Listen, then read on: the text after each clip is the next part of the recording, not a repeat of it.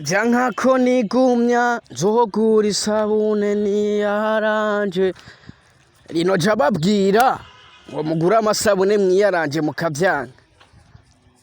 Rino je yarababwiye ati uwo bizankira azogura isabune yiyaranje. Ni inkuru iriko irava mu Rumonge, umwana w'umwigeme aho yapfiriye muri hoteli azira ubusambanyi. Murabizi neza yuko mu minsi iheze iyo nkuru yigeze gusirikira aho umwana w'umuhungu yapfiriye ku rugamba, aho yapfuye ariko ararangura imibonano mpuzabitsina. Ni imwe mu nkuru yavuzwe cyane haba no mu gihugu cy'u Rwanda. Ni inkuru yasirikiye ku buryo buteye ubwoba. Ni umuhungu yapfiriye ku rugamba nk'uko byavugwa na bamwe n'abandi, ariko mu majambo atomoye ni umuhungu yapfuye cyangwa se yitavye Imana ariko ararangura imibonano mpuzabitsina n'umusheri we cyangwa se n'umukunzi wiwe, bavyumva kumwe mu rukundo. Ni zimwe mu nkuru zavuzwe cyane, ni imwe mu nkuru yavugishije abantu bivanye nuko ari imwe mu nkuru ivugwa gake gashoboka. Mbega waruzi ko umuntu ashobora gupfira ku mibonano mpuzabitsina cyangwa se ariko arasambana, ibyo bitwa gusambana? Yesu numwe muhungu yapfiriye ku rugamba cyangwa se yapfiriye ku busambanyi, aho yari karasambana n'umwana w'umukobwa. Birahindukiye umukobwa nawe apfuye ariko arasambana n'umuhungu muri hoteli. Yesu numwe mu bigeme yitwa Chanel, akaba asanzwe ava mu ntara ya Rumonge, aho yitavye Imana ariko arasambana cyangwa se ariko ararangura imibonano mpuzabitsina muri hoteli. Ariko ntituramenya ko yari umusheri wiwe cyangwa se yari yamuhaye amafaranga kugira ngo bashobore gukora ico kintu. Ariko nimwe mu nkuru itaryoshe na gatoya, nimwe mu nkuru itokunezera bibaye ari mushikawe apfuye mu bwo buryo cyangwa se yitavye Imana mu bwo buryo. Nibaze neza yuko ari inkuru nawe itokunezera bibaye ari mushikawe cyangwa se uwo muvindimwe agiye mu bwo buryo. Turabizi neza yuko iyo umuntu yitavye Imana aba akeneye icubahiro kugira ngo ahambanwe iteka. Mbega iyo umuntu apfuye mu bwo buryo urakeka ko aba apfuye neza? Mbega iyo umuntu apfuye mu bwo buryo aba apfuye neza? Mbega iyo umuntu yitavye Imana hari imigenzo yo kumwerekeza n'iteka, aho ishengero cyangwa se urusengero asanzwe asengamwo ruza kumushigikira rukamusabira ku Mana kugira ngo Imana ishobore kumuharira ibyaha byo yakoze akiri kuri ino si. Mbega iyo ufiriye muri ico kintu cyangwa se iyo upfuye mu bwo buryo, hari urusengero rwoza kugushigikira cyangwa rwoza kuguherekeza rugusabira kugira ngo udushike mu ijuru iteka? Ekada, ku ruhande rw'iwanje siko ndavyumva na gato.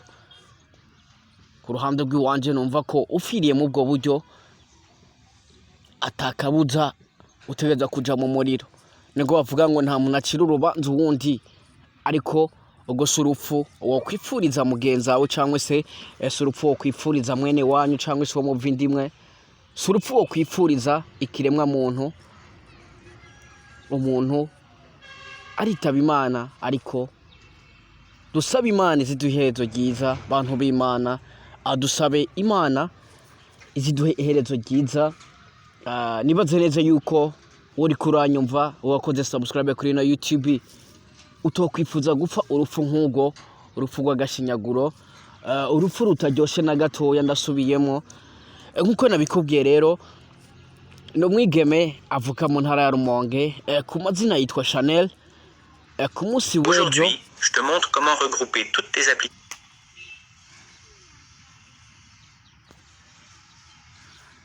ku munsi w'ejo niho iyo nkuru yatangura gusirikira ku mbuga ngurukana bumenyi, aho umwana w'umwigeme azwi izina rya Chanel, nimwe mu nkuru yaje ivuga ko yitavye Imana cyangwa se yasezeye isi y'abazima, aho yari muri hoteli ari kumwe n'umuhungu bariko bararangura imibonano mpuzabitsina bikarangira umwana w'umwigeme yitavye Imana.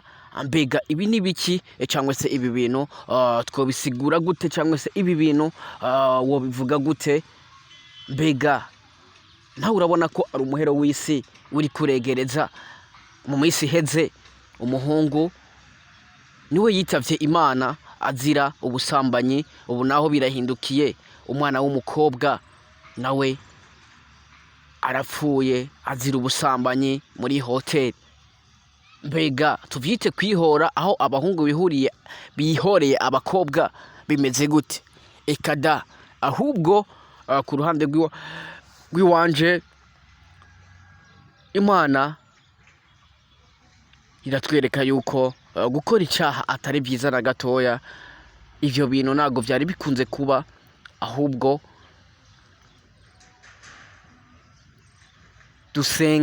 dusenge cyane, ariko nibaze ko atari urupfu wo kwifuza gupfa, cyangwa se atari urupfu wo kwifuza ko mugenzi wawe yopfa cyangwa se mwene wanyu.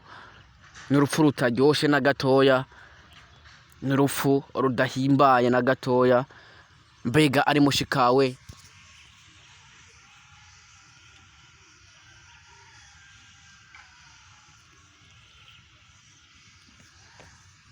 mushikawe yitavye Imana mu bwo buryo wovyakira gute? Cyangwa se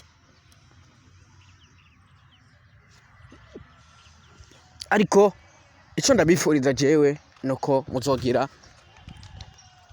iherezo ryiza. By the way, iyo bikwankiye tumuzana umugore umushire mu nzu. Iyo ni impanuro yanje, ni impanuro za kijama. Jewe uri kuririmba kuri micro Ishoboye Radio. Ndabakunda cyane.